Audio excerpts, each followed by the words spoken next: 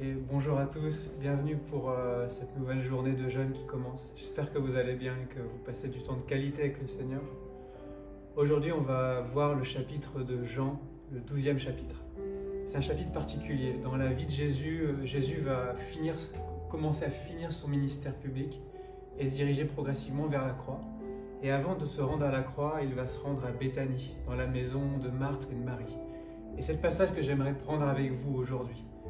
Ce passage où Jésus va revenir avec Marthe et Marie une nouvelle fois, mais cette fois-ci avec Lazare. Et c'est un passage très particulier puisqu'il est, dans un sens, il va symboliser le chrétien, la vie du chrétien en communion avec Dieu, à travers de trois personnages. On a Marthe, Marie et Lazare.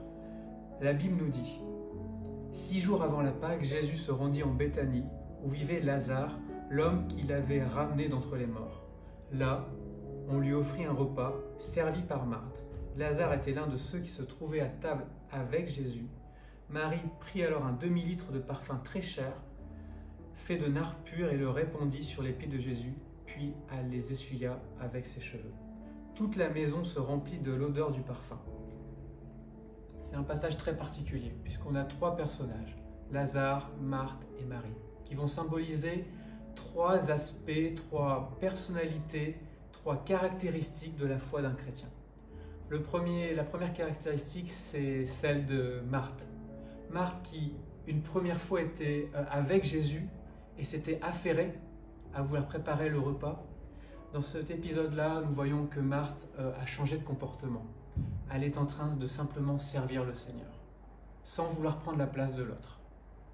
Le deuxième personnage, qui est aussi un personnage important, c'est Lazare, l'homme ramené d'entre les morts. Lazare était appelé le mort, on l'appelle maintenant le ressuscité. Est-ce que ce n'est pas là le symbolique de nous en tant que chrétiens? Mort par rapport à nos péchés, ressuscité par la grâce de Jésus-Christ. Jésus-Christ, en ressuscitant Lazare, a prouvé qu'il était Dieu et que la mort n'avait aucune emprise sur ce que Dieu pouvait déclarer sur la vie d'une personne.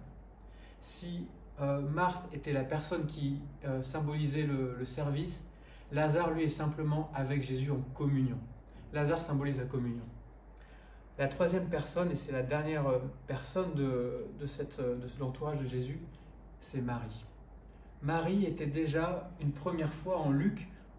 Luc nous dit qu'elle était au pied de Jésus, en train d'écouter son enseignement. Marie, là, est une nouvelle fois au pied de Jésus, mais elle apporte quelque chose de spécial. Elle apporte un parfum d'une grande valeur. Elle apporte son meilleur à Dieu. Et ce n'est pas là la symbolique de nous, en communion avec Dieu, ne devons pas nous aussi apporter notre meilleur. Et que va faire Marie au pied de Jésus? Elle va déverser ce parfum. Le parfum de bonne odeur symbolise la louange. Si Marthe était au service et Lazare en communion, Marie est en train de louer le Seigneur, de répandre un parfum de bonne odeur. Cantique des Cantiques nous dira même que Jésus est un parfum de bonne odeur. Et la Bible nous dit que toute la maison se remplit de l'odeur du parfum, de la sainte odeur, l'odeur de Jésus-Christ. Et c'est intéressant puisque que va faire Marie ensuite? Elle va essuyer le parfum avec ses cheveux.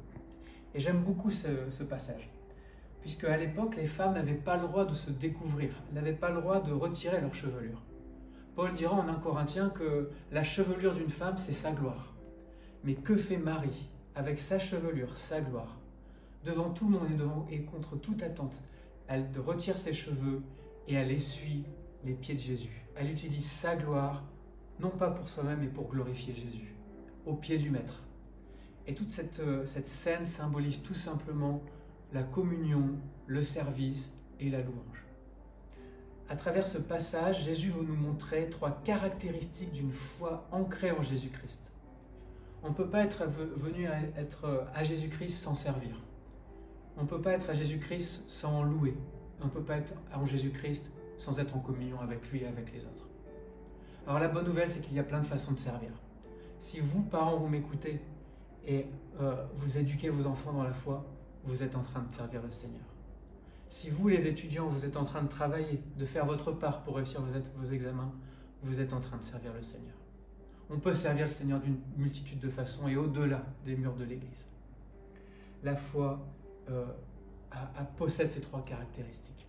Et Jésus nous a montré à travers ce passage qu'il allait, contre toute attente, il a parlé à des femmes.